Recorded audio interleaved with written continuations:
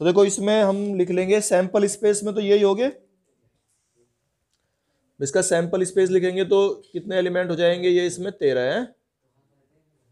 और देखो ये वॉल्स कौन से होते हैं, हाँ वॉल्स होते हैं हमारे AEIOU। तो वो कौन कौन से हैं देखो भाई, A I I और O। तो ये कितने हैं हमारे, छूट गया कोई सा एक ए, ये छूट गया, ठीक है। तो इन्हें लिख लेंगे हम, तो इस तरीके से वॉल्स के लिए चलो V लिख रहे हैं NV। तो NV कितने हो गए 6 वॉल्स होते हैं ये।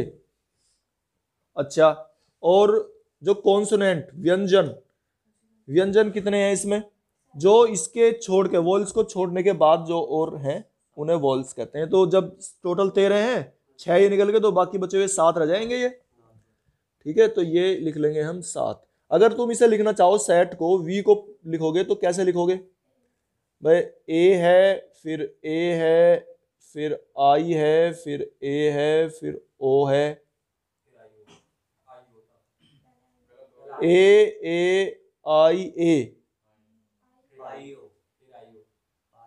अच्छा ये फिर I था, ठीक है, और फिर O है। तो इस प्रकार से हमने ये वॉल्स का सेट लिख लिया है। और कॉन्सोनेंट का सेट, व्यंजन का सेट, इससे जो बचे हुए हैं उन्हें लिख लेंगे हम। S है फिर S है फिर S है फिर N है फिर T है और फिर N है, ठीक है। तो ये इस तरह से 7 हो जाएंगे। तो इनमें नंबर ऑफ एलिमेंट्स इसके 7 हैं, इसके 6 हैं। अब इसकी प्रायिकता हमें निकालनी है, तो प्रायिकता PV निकालेंगे तो ये कितने हो जाएंगे 6 ये, और बटे में टोटल, टोटल कितने हैं 13। एक बार इसका फॉर्मूला भी लिखना चाहिए हमें पहले। जैसे हम PC निकालना चाहते हैं कॉन्सोनेंट का, तो इसको लिखेंगे NC/NS, ठीक है। तो ये आ जाएंगे हमारे 7/30। इस तरीके से हमने निकाल दिया है। एक लॉटरी में एक व्यक्ति 1 से 20 तक की संख्या दी गई 6 संख्याएं उन 6 संख्याओं से मेल खाती हैं। तो देखो ये इसमें कह रहा है कि लॉटरी का जो टिकट है उसमें 1 से लेके 20 तक संख्याओं में से कोई सी 6 संख्याएं लिखी हुई हैं। तो जो उसकी संख्याएं मेल खा जाती हैं, तो टोटल जो हम सैंपल स्पेस में लिखेंगे वो हमारा 1 से लेके 20 तक की संख्याएं हैं, ठीक है। अब उनमें से 6 संख्या जिस टिकट पर मिल जाती हैं तो उसकी लॉटरी निकल जाती है, ये उसका तरीका होता है। अब ये कह रहा है कि चुनी गई 6 संख्याएं उन 6 संख्याओं से मेल खाती हैं जिन्हें लॉटरी समिति ने पूर्व निर्धारित कर रखा है कि ये जो 6 संख्याएं मिल जाएंगी, जिसकी मिल जाएंगी वो जीत जाएगा। कुछ भी 6 नंबर इस तरह से लॉटरी जो उसकी समिति है उसने लिख दिया भाई 2 3 6 7, कुछ भी ये इस तरह 6 संख्या होगी, जिस टिकट पर ये 6 संख्या मिल जाएंगी वो जीत जाएगा। ये तो मैंने वैसे ही लिख दिया है एक, है ना, समझाने के लिए। अब ये 6 संख्याएं, ठीक है, ये 6 संख्याएं कोई सी भी हो सकती हैं। अच्छा, अब ये कहता है वह व्यक्ति इनाम जीत जाता है। लॉटरी के खेल में इनाम जीतने की प्रायिकता क्या है, लॉटरी के खेल में इनाम जीतने की प्रायिकता क्या है, ये हमें निकालना है। और संख्याओं के प्राप्त होने का क्रम महत्वपूर्ण है। इसने एक क्रम कह रहा है कि क्रम जरूरी नहीं है कि कौन सा लिखा है पहले नंबर पर कौन सा दूसरे नंबर पर, यह भी जरूरी नहीं है, ठीक है ना। इसे हम ऐसे नहीं पढ़ेंगे कि 2,36,000 ऐसे नहीं पढ़ना हमें कुछ भी, इससे मतलब नहीं है। संख्याओं का क्रम कुछ भी हो, बस ये संख्याएं 6 मिल जानी चाहिए। जिस टिकट पे संख्याएं मैच हो गई इसका मतलब वो लॉटरी का टिकट जीत जाता है। तो जीतने के तरीके क्या हैं, अब देखो हमें जो है 20 टोटल नंबर है, तो इनमें से एक अंक चुनने के प्रकार लिखेंगे 20 में से। अच्छा, और ये 6 है, ये हमारे हैं 6 और ये है 20, तो 20 में से 6 अंक, 20 में 6 अंक, 20 में से 6 अंक लेने के प्रकार बताओ कितने होंगे। 20 में से 6,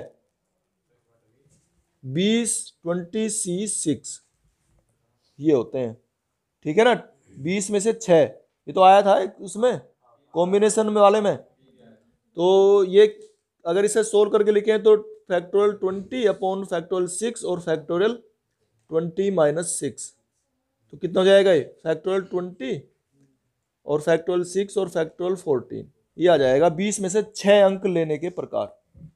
अच्छा, और ये जो 6 हैं इनमें से 6 में से 6 के 6 अंक लेने, यही वाले आ जाने चाहिए। तो 6 में से 6 अंक लेने के प्रकार,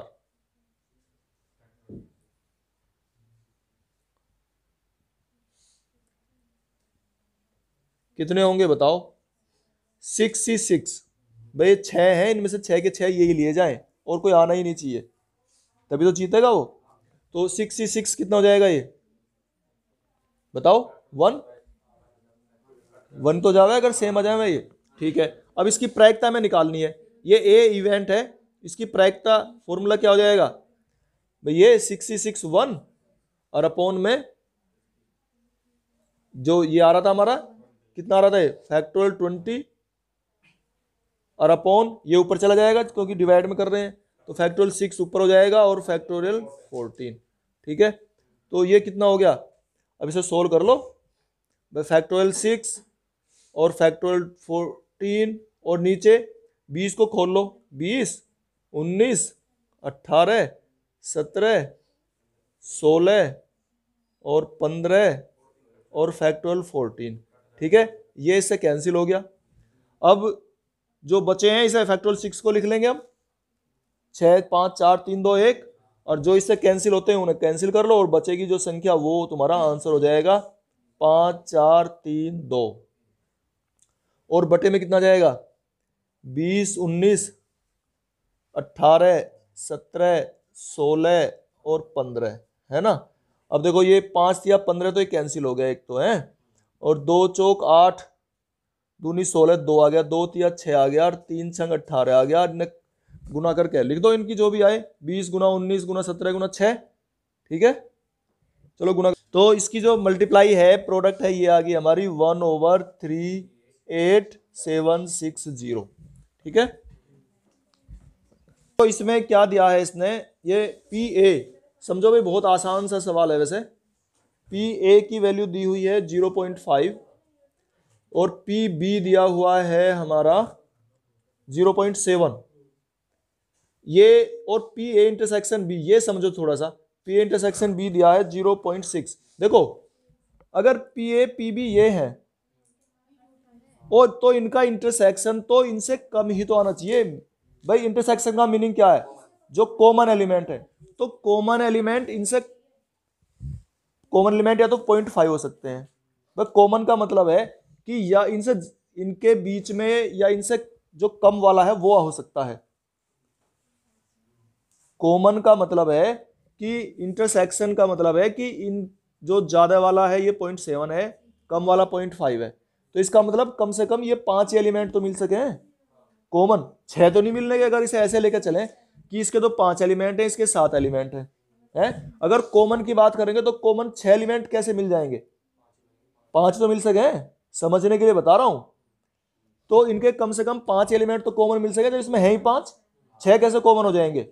तो इसका मतलब ये हमारा ऐसा संभव नहीं है।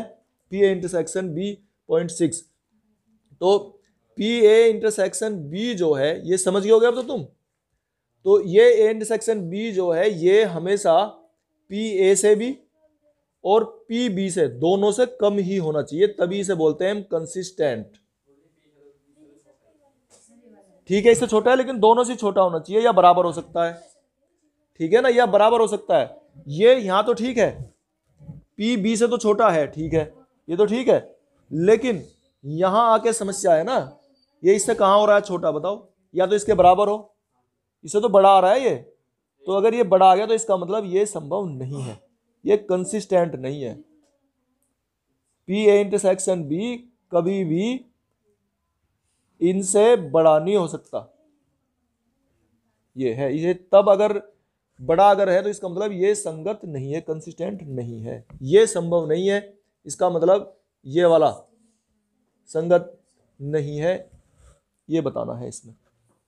अच्छा इसमें देखो पी ए दिया है, पी बी दिया है, पी ए यूनियन बी दिया है, तो हम पी ए इंटरसेक्शन बी निकालते हैं। वो कैसे निकलता है? इसका फॉर्मूला भी तुमने पढ़ा हुआ है, A union B equal to P A plus P B और minus P A intersection B. ये फॉर्मूला तुमने पढ़ा है, ठीक है। इसमें पी ए यूनियन बी की वैल्यू देखो, वो है 0.8, पी ए की वैल्यू है 0.5, पी बी की वैल्यू है 0.4 और माइनस के पी ए इंटरसेक्शन बी। अगर हम इसकी वैल्यू निकालना चाहते हैं, देखो ये 0.9 आ गया, इसको तो इधर ले आओ और इसको इधर ले जाओ, तो पी ए इंटरसेक्शन बी कितना आ गया बताओ, 0.1।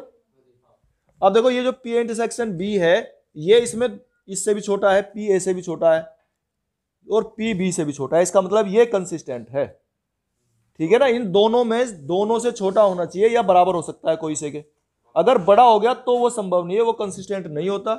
और ये इन दोनों से छोटा है, तो ये भाई कॉमन एलिमेंट, देखो इसमें तो 5 एलिमेंट है, इसमें 4 है, तो इनमें के कॉमन एक आधा ही तो मिल सके, 2 मिल सके, 4 मिल सके कॉमन, इससे ज्यादा कॉमन कैसे हो सकते हैं, ठीक है। कौन से वाले में, इसमें आज नहीं, इसमें 7 के बराबर नहीं, मैं कह रहा हूं 7 जो छोटे वाला है, जो छोटे वाला है उसके बराबर हो सकता है, उससे बड़ा नहीं हो सकता कभी भी।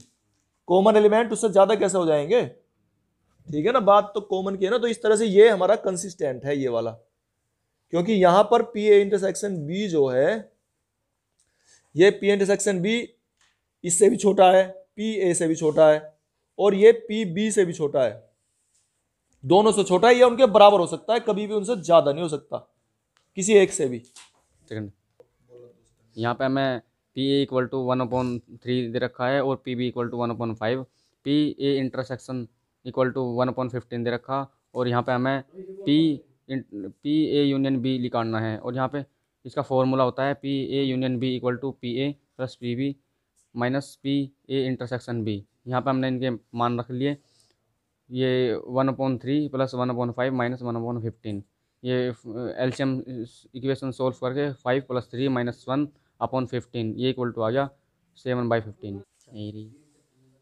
यहाँ पे हमें पी ए इक्वल टू 0.35 दे रखा, यहाँ पे हमें पी बी निकालना, P A intersection B equal to देखा 0.25 और P A union B equal to देखा 0.6।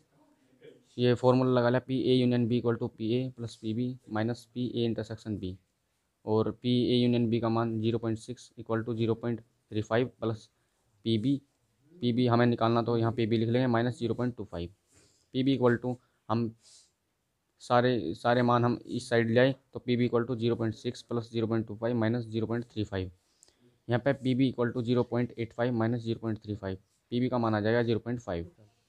यहाँ पर हमें P A equal to 0.5, P B equal to 0.35, P A intersection B निकालना, और पी ए यूनियन बी का मान 0.7 दे रखा। यहाँ पर हमने फॉर्मूला लगा लिया, P A union B equal to P A plus P B minus P A intersection B.